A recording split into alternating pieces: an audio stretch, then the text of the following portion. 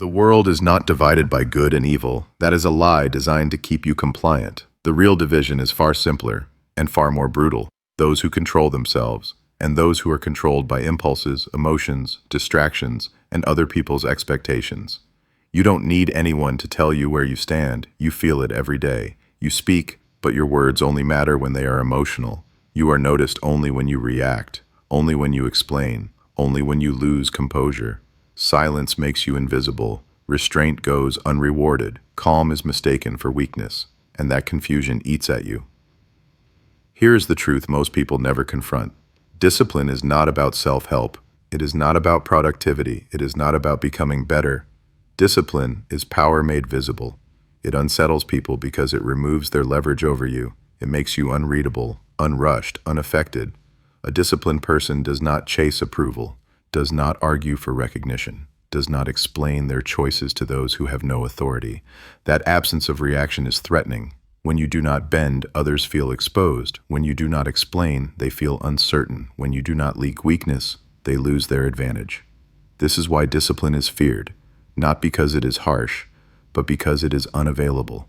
Unavailable to manipulation, unavailable to pressure, unavailable to emotional control. Most people are disciplined only when it is convenient, only when they are watched, only when they are praised. That is not discipline. That is obedience. True discipline operates in silence, in boredom, in isolation.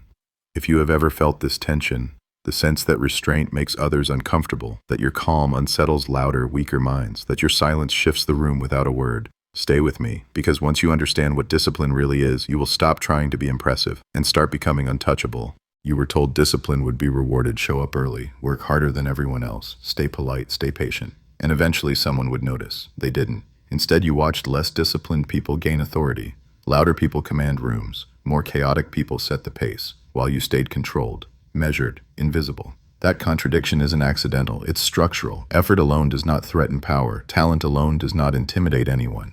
Kindness without boundaries is not respected, it is used. The system does not reward discipline, it tests it. And most people fail that test by leaking. They leak emotion, they leak frustration, they leak explanations. Every time you justify yourself, you signal uncertainty. Every time you overwork to prove value, you confirm replaceability. Every time you wait patiently, you teach others how long they can ignore you. This is why discipline, when misunderstood, becomes a trap. You become reliable but not powerful, useful but not respected, present but never central. You start playing by rules that only apply to you. Rules of fairness, rules of patience, rules of decency. Meanwhile, others operate by a different code. They move when it benefits them. They withhold effort strategically. They protect their energy like territory. And you feel the imbalance. You feel it when your restraint goes unnoticed, when your silence is mistaken for compliance, when your consistency is taken for granted. This is the danger. Discipline without strategy turns you into infrastructure, something relied on but never acknowledged. You are not failing because you lack control. You are failing because your control is unframed.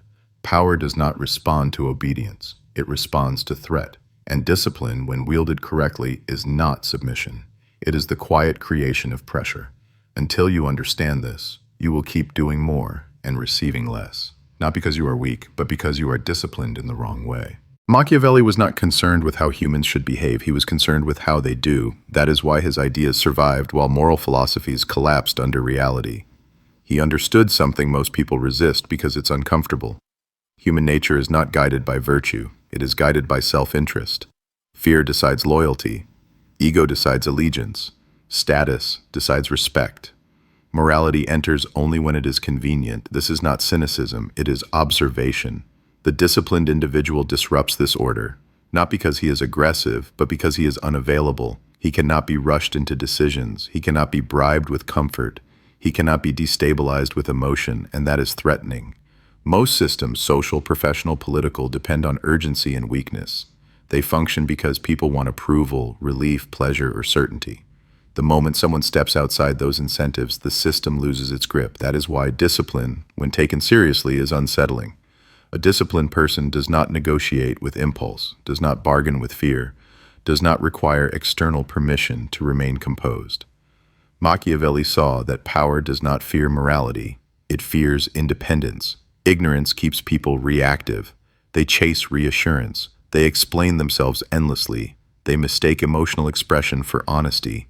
That is the pawn's mindset. Understanding changes posture. It slows reactions. It sharpens observation. It replaces emotion with calculation. The disciplined mind watches incentives instead of words. It reads hesitation instead of promises. It understands that control begins internally, or not at all. This is the leverage Machiavelli pointed to. Not dominance over others, dominance over self, because the person who controls their impulses cannot be easily manipulated. And the person who cannot be manipulated becomes dangerous, not loudly, but structurally. That is the philosophical shift, from moral expectation to strategic awareness, from hoping people behave well to preparing for how they actually behave. Ignorance creates pawns, understanding creates leverage, and discipline is the language that leverage speaks. You've been taught to misunderstand discipline. You think it's about productivity, about efficiency, about squeezing more output from your day. That definition is harmless and useless.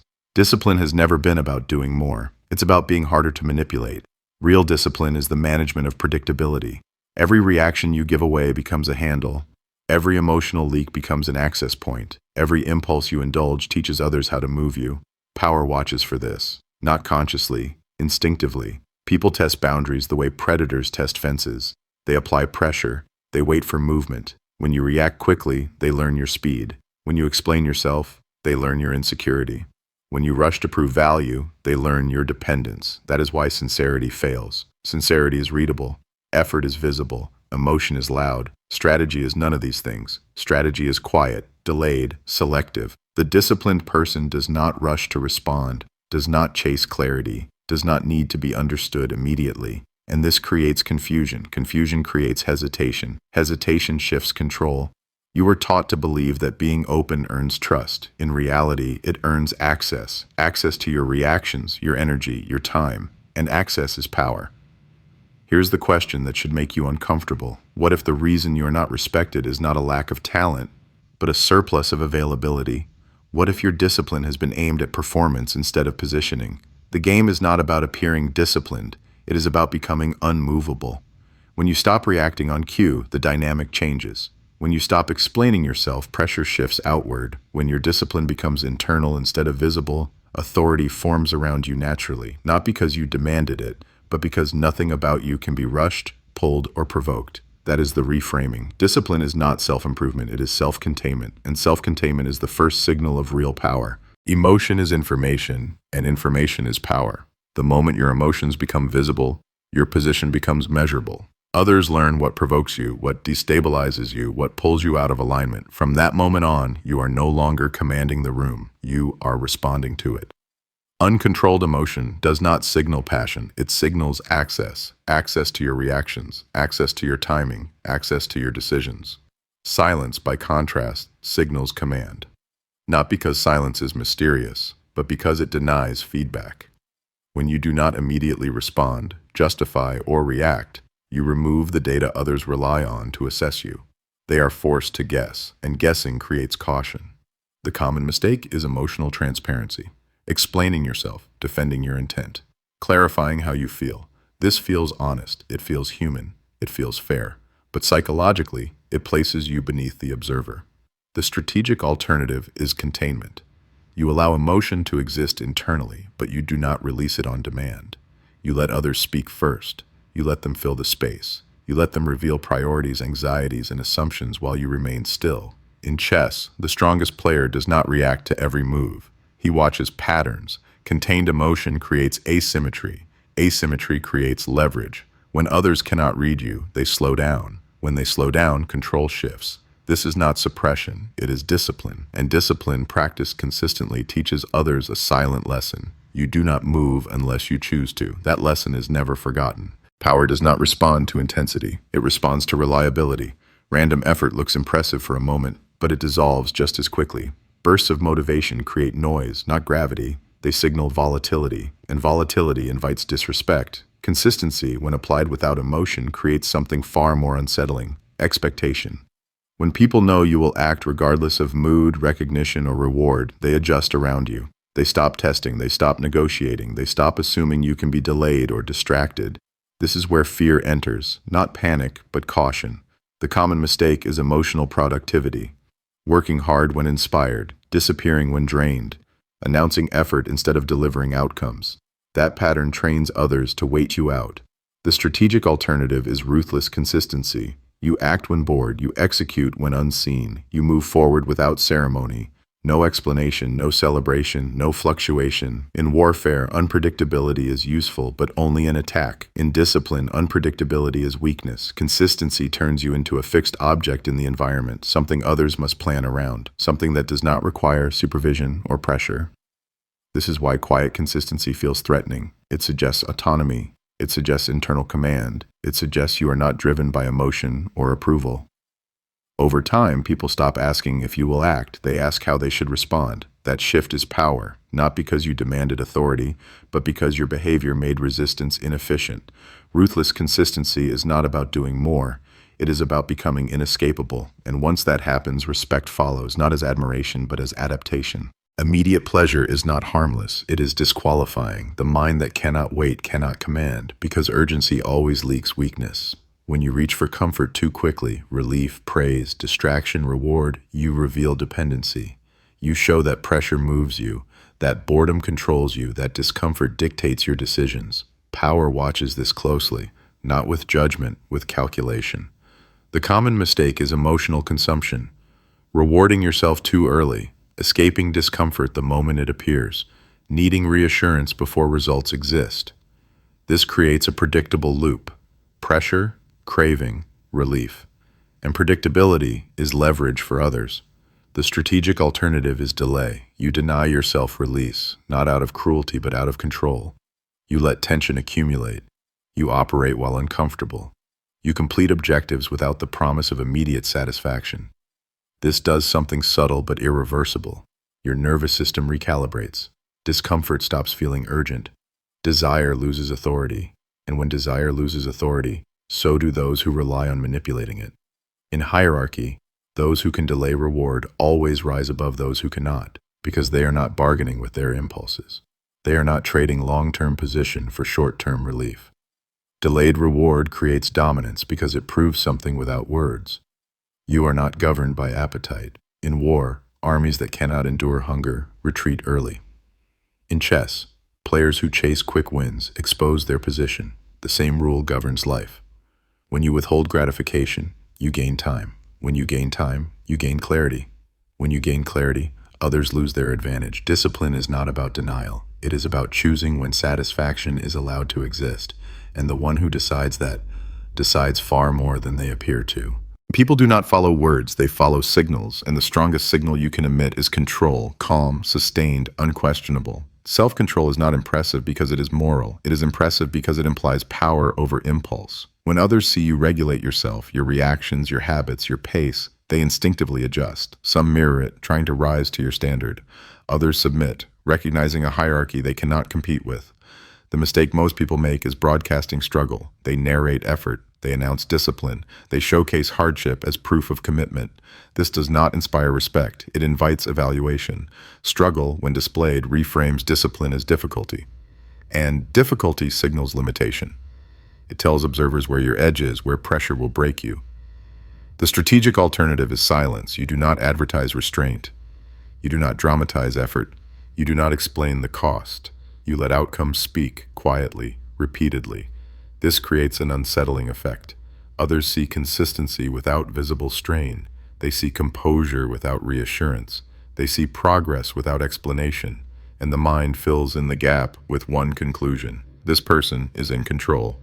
Visible self-control does not mean being rigid. It means being unreactive. You do not flinch when plans change. You do not rush when challenged. You do not perform emotion on demand. That steadiness becomes a reference point in any environment. Conversations orbit it, decisions defer to it, chaos slows around it. Because the one who governs himself does not need to govern others. Others do it for him, automatically. That is the silent authority of visible self-control. Need is the most visible weakness. The moment you require approval, agreement, or reassurance, you surrender position. You place your stability in someone else's hands, and they feel it immediately. Needing to be liked is submission disguised as politeness. Needing validation is dependence disguised as confidence. The mistake is external anchoring, measuring your worth through reactions, waiting for permission to feel secure, adjusting behavior to maintain acceptance. That behavior does not earn loyalty, it earns control over you. The strategic alternative is self-sufficiency. You detach your identity from outcomes. You stop negotiating your self-respect. You become comfortable with disapproval, distance, and silence. This creates a shift others cannot ignore. When you do not need their approval, your words carry weight. When you do not chase agreement, your presence feels solid. When you can walk away emotionally, you gain leverage structurally. Power does not trust those who need it. It aligns with those who can leave. Non-need is not arrogance, it is independence. And independence is the rarest currency in any hierarchy. Power does not announce itself, it reveals itself through imbalance. The side that needs less controls the exchange. The side that speaks less dictates tempo. The side that can wait decides outcomes. Scarcity is not a tactic, it is a signal. The human mind assigns value to what is limited, distant, or difficult to access. What is constantly available becomes invisible. What is withheld becomes important. This is not manipulation, it is perception physics. Power understands this instinctively. That is why restraint feels heavy. That is why silence feels dominant. That is why calm unnerves emotional people. Emotion creates noise. Noise creates predictability. Predictability creates leverage for someone else. Most people fail inside power structures because they are loud internally, even when quiet externally. Their urgency leaks through micro-behaviors, fast replies, defensive explanations, emotional timing. They believe control comes from expression. It does not. Control comes from regulation. The person who can remain composed under pressure signals abundance. They do not rush because they are not afraid of loss. They do not over-explain because they are not negotiating position. They do not react because reaction is concession. Information follows the same law. Those who know more speak less. Those who speak more reveal more. Those who reveal more lose leverage. This is why the calmest individual in the room always feels heavier. They are not calm because they are passive. They are calm because they are prepared. Prepared to walk away. Prepared to wait. Prepared to let others collapse under their own urgency. Most people are controlled not by force, but by their own need for resolution. They want clarity, closure, validation, and in that wanting, they give away power. True dominance is subtle. It does not push. It does not chase. It does not argue. It creates a vacuum and lets others rush to fill it. In every hierarchy, influence flows toward the one who needs the least, reveals the least, and moves last. That is power dynamics stripped of illusion, not charisma, not confidence, but emotional asymmetry. And once you understand that, rooms begin to tilt in your favor without you ever raising your voice. Power obeys a rule that feels backward until it breaks you once. The more you chase it, the further it moves away. This is not philosophy, it is pattern. Neediness leaks through behavior long before words, through urgency, through over-explanation, through the subtle hunger to be acknowledged. And power senses hunger immediately, not emotionally, instinctively, because hunger signals dependence. And dependence is a liability. This is the paradox most people never resolve. To gain power, you must stop reaching for it. Discipline is not force, it is detachment, the ability to remain unmoved when outcomes are uncertain, to sit in boredom without escaping it, to feel pressure without reacting to it. Most people collapse here. They confuse movement with progress, reaction with strength, impulse with authenticity. But impulse is predictable, and predictability is control, just not yours. The disciplined mind operates differently. It does not chase approval. It does not cling to outcomes. It does not bargain with discomfort. It understands that the person who can walk away, even internally, changes the entire dynamic of any situation. When you no longer need the result, your posture shifts. Your voice slows, your reactions disappear, and others feel it, not consciously, but deeply. They begin to adjust, to hesitate, to account for you. This is where identity breaks and reforms. You stop being a seeker, reactive, hopeful, exposed, and become a strategist, observant, contained, selective. Not because you want dominance, but because nothing about you is desperate enough to be exploited. Power does not chase hunger, it circles wholeness. And the moment you stop needing to be chosen, you become someone others must consider. That is the final inversion. You do not gain power by demanding it. You gain it by becoming someone who can afford not to care whether it arrives at all. And that indifference, quiet, disciplined, unspoken, is what finally puts you in control. This will sound cold. That is intentional, because the world you are operating in is not gentle. It is efficient. It rewards awareness, not innocence. Innocence feels virtuous. It feels clean. It feels safe. But innocence does not shield you from consequences, it only blinds you to them. Every hierarchy you move through, social, professional, political, operates on rules that are never announced. Those who refuse to see them remain confused, frustrated, and quietly managed. Those who understand them stop asking why things are unfair and start asking where leverage exists. This knowledge does not make you cruel, it makes you alert. And once you are alert, there is no return to comfort. You will notice patterns you once ignored. You will hear subtext where there were only words before. You will recognize when discipline, silence, and restraint are being tested. That awareness changes you. You stop explaining yourself to people who have no authority. You stop performing effort for recognition. You stop mistaking activity for progress. Most people will not make this shift, not because they cannot, but because they do not want the responsibility that comes with seeing clearly. Seeing clearly removes excuses. This channel is not here to motivate you. It is not here to reassure you. It is here to sharpen perception until illusion becomes uncomfortable. Subscribing is not a gesture of support. It is a decision to stop consuming ideas passively, a decision to stop reacting blindly, a decision to step out of the crowd and accept the burden of awareness. Do not subscribe if you want comfort.